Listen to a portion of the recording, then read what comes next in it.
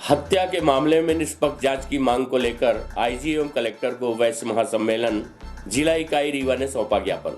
आपको बता दें कि विगत दिवस होली के दिन मऊगंज थाना क्षेत्र अंतर्गत ग्राम ढेरा में व्यापारी अशोक गुप्ता की हत्या कर दी गई थी, जिसके बाद आज जिला अध्यक्ष के गुप्ता एवं प्रदेश उपाध्यक्ष मनीष गुप्ता के नेतृत्व में आधा सैकड़ा कार्यकर्ताओं के साथ ज्ञापन सौंपा गया, जिसमें थाना मऊगंज पुलिस के संरक्षण में निगरानी शुदा अपराधी नवीन शुक्ला उर्फ सोनू, तनय सुशील शुक्ला एवं उसके साथियों द्वारा ग्राम ढेरा निवासी अशोक गुप्ता उम्र 45 वर्ष की हत्या करने एवं संजय गांधी अस्पताल के चिकित्सकों द्वारा गंभीर हालत में इलाज न कर डिस्चार्ज करने पर दोषी पुलिस और चिकित्सकों को निलंबित कर उनके विरुद्ध अपराधियों को संरक्षण देने पर आपराधिक प्रकरण पंजीबद्ध कर कानूनी कार्यवाही करने की मांग की गई है। इस दौरान वैश्य महासम्मेलन के प्रतिनिधियों द्वारा आए दिन व्यापारियों की हो रही हत्याओं के संबंध में चिंता व्यक्त करते हुए प्रशासन पर आरोप लगाया है कि अपराधियों के खिलाफ यदि सख्त कार्यवाही नहीं की जाती है तो शासन प्रशासन के खिलाफ उग्र आंदोलन किया जाएगा। प्रस्तुत है इस संबंध में प्राप्त जानकारी के अंश। उस दिन हम साथ में ही थे, घटनास्थल में ही।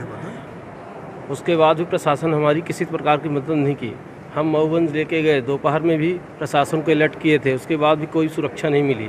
100 नंबर और टीआई साहब से ही बात हुई, लेकिन प्रशासन किसी भी प्रकार की सहायता नहीं की हमारी। उसके बाद भी हमने मऊगंज ले जाके प्रशासन के साथ ले गए थे, उसके बाद भी वहाँ से हमको जो है तो किसी भी प्रकार का एम्बुलेंस नहीं दिया गया। हम अपने ही वाहन से लेके भाई को अपने रीवा आए, लेकिन रीवा में भी चिकित्सालय में दुरुपयोग किया गया। चिकित्सालय में किसी भी प्रकार की दवाई नहीं की गई ढंग के। उसके बाद भी ज़बरदस्ती दबाव में डालकर वहाँ से हमको रेफ़र किया गया। किसका दबाव था? अब ये प्रशासन के अधिकारियों का दबाव था, क्या था ये वही बता सकते हैं। हम वहाँ से ज़बरदस्ती 4-5 बार गिड़गिड़ा के उनसे डॉक्टरों से हमने उनसे कई बार बोला कि ऐसा ना करिए, रात में हम कहाँ लेके जाएंगे, त्यौहार का दिन है, कहीं भी कोई भी डॉक्टर नहीं मिलेंगे हमें। फिर उसके बाद भी ज़बरदस्ती वहाँ के डॉक्टर हमें ज़बरदस्ती छुट्टी दिए, हमने छुट्टी ली ही नहीं वहाँ से।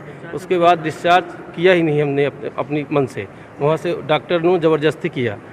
फिर हमने वापस वहाँ से मुश्किल से 10-15-20 मिनट लगा होगा, वहाँ से रीवा हॉस्पिटल लेके गए थे एम्बुलेंस से।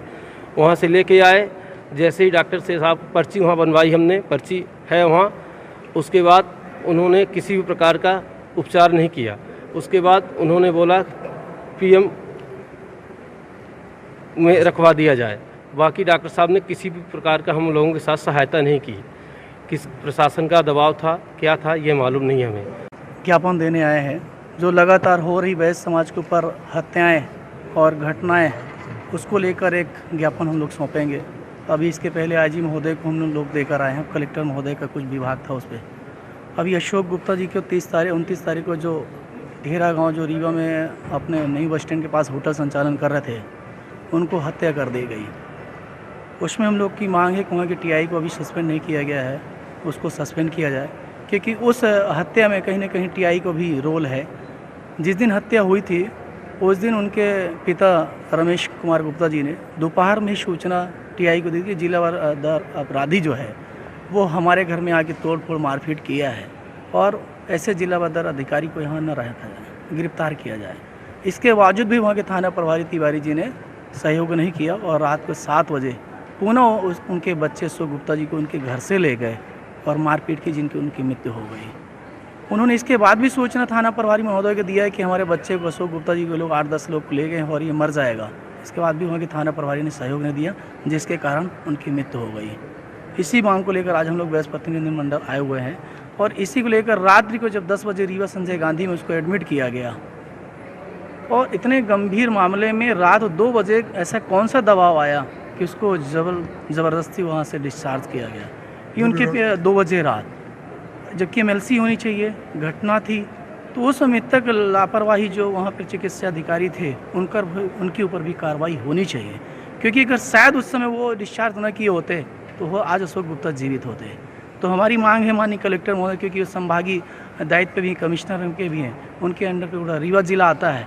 ऐसी घटनाएं अगर लगातार अगर व्यापारी वैश्य समाज के साथ होगी तो आने वाले समय में एक रीवा में बहुत बड़ा आंदोलन होगा और बहुत बड़ी घटना हो भी सकती है। बताया जाता है पुलिस 3 बार उन लोग को छुड़ाई भी थी और विवाद पहले भी पुराना इनका चलता आ रहा था। इसमें दोनों पक्ष से मारपीट हुई थी। नहीं, मारपीट वो उन्होंने जो सिलेंडर किया वो अपना विरोध बना रहे, मारपीट हुआ है। ये वहाँ आदतन अपराधी है, मऊगंज थाना में 17 नंबर में अंकित है, जिला बदर का वो अपराधी है।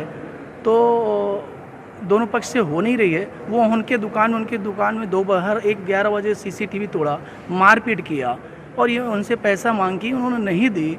और रात को इन्होंने अपने बच्चों को सूचना दोपहर में दी तो इनके बच्चे रीवा से होकर गए, जो अशोक गुप्ता, राजेश गुप्ता रीवा में प्रॉपर वो होटल का संचालन करते हैं। तब उनके घर से ही लोगों ने पथरा, वहाँ से 1-1.5 किलोमीटर है दूरी, उनका भी निवास है वहाँ। एक घर में सुनसान घर में ले जाकर 8-10 लोगों ने मारपीट की है। एक बंदे के ऊपर, निहत्ते के ऊपर अगर मारपीट कर रही है तो दोनों पक्ष का कहाँ हुआ? ये तो हत्या करने के रूप से ले गए थे वो, और हत्या हो गई। इसके बावजूद जो वो दोपहर में सूचना दी गई, अगर वो अपराधी को पकड़ लिया गया होता तो शायद ये हत्या ना होती। तो दोनों पक्ष नहीं है, इन्होंने प्री प्लानिंग की है, वो आदतन अपराधी भी हैं। वो ऐसे जिला बदर मतलब अपराधी ऑलरेडी जिला प्रशासन त्योहारों के पहले भी सूचित करता है कि जिला बदर अधिकारी ऐसे भी अपराधी को जेल की सलाखों के पीछे किया जाए। तो उस दिन वो अपराधी कैसे इतना बड़ा 20-20 मुकदमे चल रहे हैं रीवा जिले में उसमें, और उस दिन वो कैसे छूटा हुआ था? कहीं ना कहीं इसमें थाना प्रभारी का सहयोग है। और पकड़ जाने के बाद, मर्डर करने के बाद वहाँ पे गाँव में कहता है कि ये हमने मर्डर कर दिया है और अपने बच्चे को तो डेड बॉडी ले जाए। और इसके बाद भी उसको पुलिस 100 नंबर डायल बैठाई और रात को छोड़ दी। तो कहीं ना कहीं पुलिस का सहयोग है, सत्ता शासन का सहयोग है। तो हमारा व्यापारी अगर इस तरह से असुरक्षित महसूस कर रहे हैं, हम जिला प्रशासन कलेक्टर से महसूस करते हैं कि इस पर एक कड़ी कार्रवाई करें ताकि यहाँ का व्यापारी वर्ग और वैश्य समाज सुरक्षित रह सके। अगर ये कार्रवाई समय पे नहीं होगी तो वैश्य समाज उग्र आंदोलन करेगा। और घटना एक बात और बताने वाली